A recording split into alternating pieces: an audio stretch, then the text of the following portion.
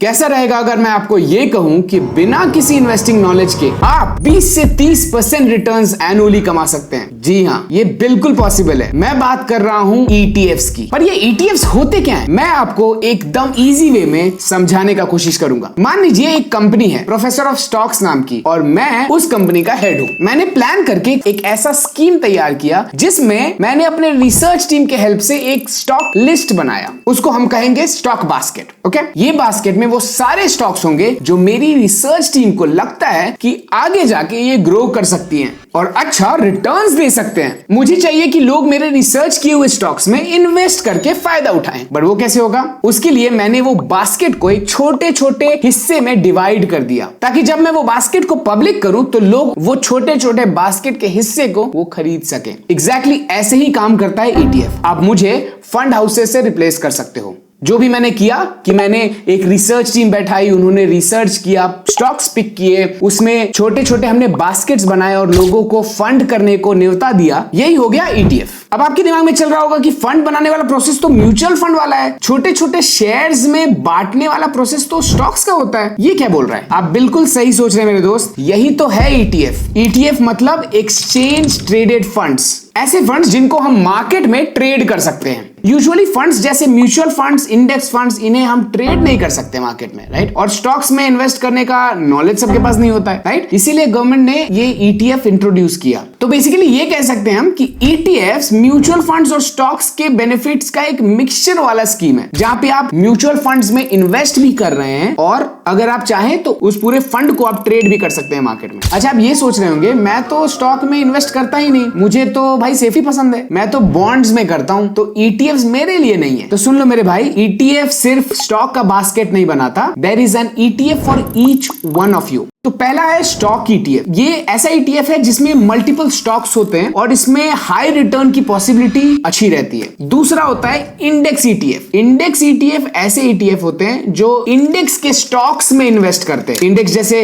Nifty, bank Nifty, उसको copy करते हैं। तीसरा होता है बॉन्ड ETF। बॉन्ड ETF ऐसे होते हैं जिनमें मेनली बॉन्ड्स होते हैं और बहुत लो रिस्क एपेटाइट वाले जो इन्वेस्टर्स होते हैं वो ये ETF खरीदते हैं। मैं बोर नहीं करूंगा आपको इतने सारे ETF के टाइप बता के, मैं ऊपर से आपको बता देता हूं कि एक होता है करेंसी ETF। इसमें होता है करेंसी पेयर्स होते हैं। अगर कोई बुलिश है करेंसी के बारे में, लेट्स से डॉलर्स के बारे में, तो वो करेंसी ETF खरीद सकता है जहां पे डॉलर्स का डोमिनेशन हो। फिर होता है कमोडिटी ETF, जिसमें आपके लिए कमोडिटी जैसे कि गोल्ड, सिल्वर, क्रूड ऑयल का बास्केट होता है। तो अगर आपको इंटरेस्ट है गोल्ड में, अगर आप गोल्ड में इन्वेस्ट करना चाहते हो तो आप गोल्ड ETF ले सकते हो। और भी होते हैं, मैं आपको नीचे डिस्क्रिप्शन में लिंक दे दूंगा, आप वहां जाके डिटेल में पढ़ सकते हो कौन कौन से ETFs अवेलेबल होते हैं। बट इनका इन्वेस्टमेंट का फंडा ऑलमोस्ट सेम थीसिस पे काम करता है। अच्छा, क्या आपको कभी ये फील हुआ है कि कितने ज्यादा स्टॉक्स है मार्केट में, मैं कहां रिसर्च करके किसमें पैसे डालूं? या फिर आप अगर म्यूचुअल फंड्स में इन्वेस्ट करते होंगे, रिटर्न्स तो मिलते होंगे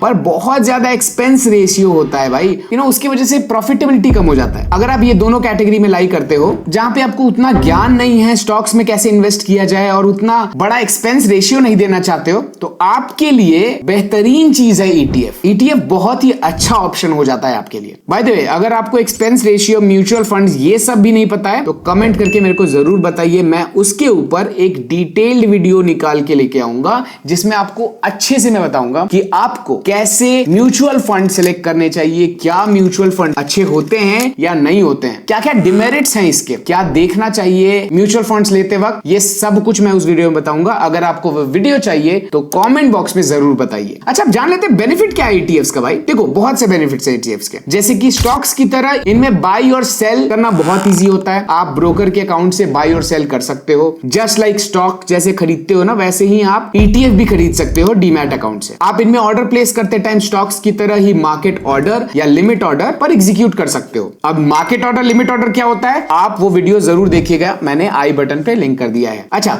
जैसे कि मैंने पहले बताया, ETF में एक्सपेंस रेशियो म्यूचुअल फंड के कंपैरिजन में बहुत ही कम होता है, तो बहुत कॉस्ट बच जाता है। लेकिन यहां पर एक कैच है, आपको इसके रिस्क को भी समझना पड़ेगा। अगर आप हेवी अमाउंट से क्वांटिटी बाई या सेल करते हो तो आपका ट्रेडिंग कॉस्ट बढ़ सकता है। ETF को कैसे ट्रेड करना है, अगर आपको इस पे वीडियो चाहिए तो आप मेरे को कमेंट बॉक्स में जरूर बताइएगा। मैं इस पे एक डिटेल वीडियो लेके आऊंगा कि कैसे आपका कॉस्ट बढ़ जाता है। और कैसे आप इसको कम कर सकते हैं। लेकिन फिर भी ये एक डिमेरिट तो है, तो आपको एकदम स्मार्ट वे से इन्वेस्ट करना होगा इसमें। दूसरी चीज जो कि सबसे मेन प्रॉब्लम है वो है लिक्विडिटी का प्रॉब्लम। लिक्विडिटी मतलब मार्केट में बायर्स एंड सेलर्स की क्वांटिटी। फॉर एग्जांपल अगर मैं बाजार जाऊं सब्जी लेने तो मुझे हर बाजार में सब्जी मिलेगी, यहां तक कि रोड साइड पर भी मिल जाएगी। लेकिन अगर मैं कोई जमीन लेने जाऊं, लैंड लेने जाऊं, उसको मैं सब्जियों की तरह खरीद बेच नहीं सकता क्योंकि उतने सेलर्स ही नहीं है। इसका मतलब यह है कि सब्जी खरीदने में लिक्विडिटी ज्यादा है और जमीन खरीदने में लिक्विडिटी बिल्कुल ही कम। और लिक्विडिटी कम होने से क्या होगा? लिक्विडिटी कम होने से ये होगा कि आपने जो भी मार्केट प्राइस पे एंटर किया होगा सिस्टम में, वो हो सकता है ट्रिगर हो जाए। और अगर ट्रिगर होता है तो आपको बहुत हाई प्राइस में मिल जाता है। वो आपको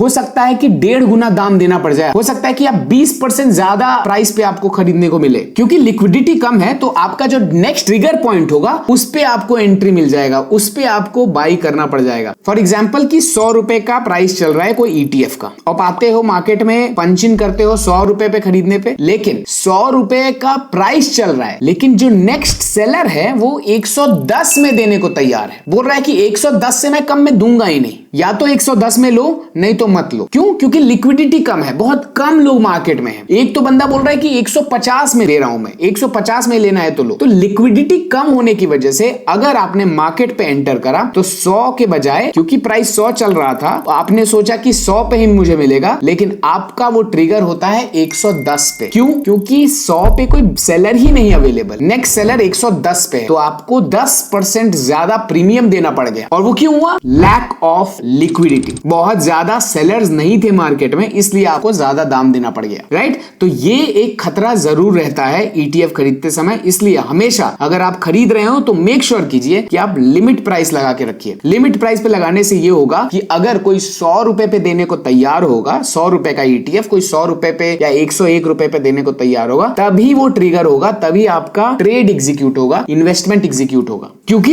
ये बहुत बड़ा खतरा हो जाता है। क्योंकि मान लो कि उसने 110 लगा के रखा था, इमेजिन करो कि किसी ने जब ऐसे मजे मजे में 200 लगा के रख दिया। एक ETF का दाम जिसका 100 रुपए दाम चल रहा है, उसने मजे मजे में 200 रुपए लगा के रख दिया और आपने मार्केट पे एंटर करा, क्योंकि लिक्विडिटी नहीं था तो नेक्स्ट मार्केट वैल्यू क्या था, मार्केट का प्राइस क्या था? 200 पे आपका एग्जीक्यूट हो जाएगा ट्रेड, आपको 100% महंगा मिलेगा, आपका बहुत ज्यादा नुकसान हो सकता है। इसलिए मेक श्योर करना लिमिट ऑर्डर यूज करो जब भी आप ETF खरीद रहे हो या बेच रहे हो। इसीलिए कभी भी आप अगर ETF में इन्वेस्ट करने का सोचो तो उसके वॉल्यूम को जरूर देख लो। वॉल्यूम से आपको पता चल जाएगा कि लिक्विडिटी कितनी है इस पर्टिकुलर ETF की। और हाँ, क्योंकि ये भी एक इन्वेस्टमेंट है तो आपको इसको लॉन्ग टर्म के लिए रखना पड़ेगा, तभी 30% और 20% का सपना पूरा हो पाएगा भाई। किसी साल नेगेटिव ही जाएगा, ऐसा नहीं है कि हमेशा आपको पॉजिटिव मिलेगा, मार्केट के ऊपर डिपेंड करता है सब कुछ, लेकिन एटलीस्ट आप अश्योर्ड रहोगे कि लंबे समय तक 20% से 25% तो आप आराम से कमा पाओगे। बहुत सारे